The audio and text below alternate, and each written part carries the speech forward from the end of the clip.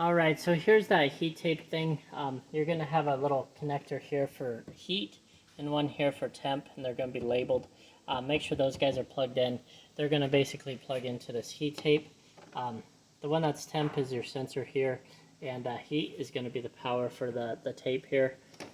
Basically, how you want to wrap your tape is take it from the starting end first, and you can wrap on this side. However, this is going to be kind of pulling out of your vat. Mostly you want to just protect where it's going to maybe be sitting on loops. But I normally will just, and right here you don't have to really worry about wrapping the gaps or anything. You just kind of want to wrap it around your tubing. This is how most people that run chapsticks and different things will do it. But just kind of give it a bunch of wraps.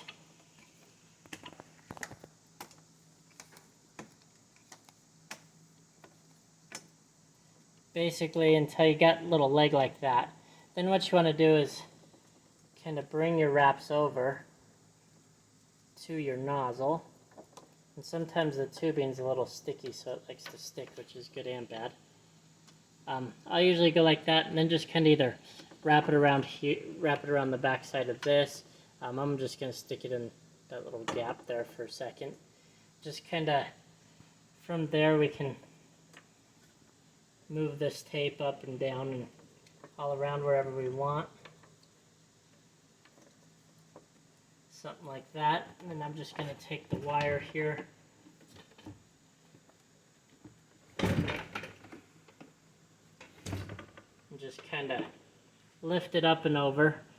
The big thing you want to do is make sure is that the sensor is in that pocket. That way it's going to be sensing the heat that's coming out. You don't want the sensor way out, otherwise the tape's going to melt your plastic and it's just not going to be a good day.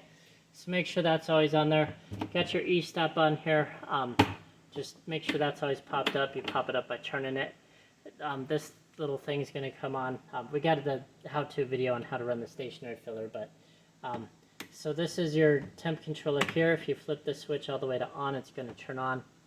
And like right now it's reading at 82 degrees and it's going to heat up to 150.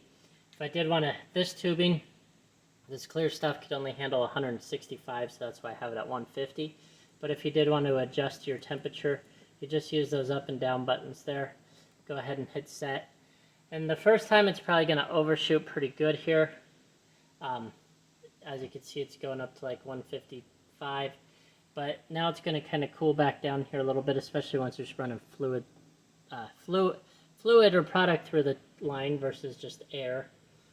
You can see it's going to drop down and then it's going to kick on as soon as it gets to 146 and then kick back off. It's always going to overshoot the first time just because it's heating up the tape.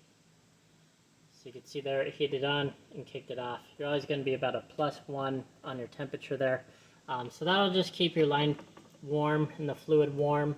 You can do this side too if you want, but I usually always just do this side since this side's just pulling out of the vat. Whenever you are running this, make sure you run quite a few bottles to just warm up your nozzles and everything, because it won't be plastic here. We're sending a stainless steel nozzle, stainless steel attachment down here, and a stainless steel 14 gauge nozzle, kind of like that. That'll sit down here. If you got any questions, let me know, but that's basically how that guy works. And you can see the temperature is now kind of rounded out, and we're just about +2 on that there. Thank you much.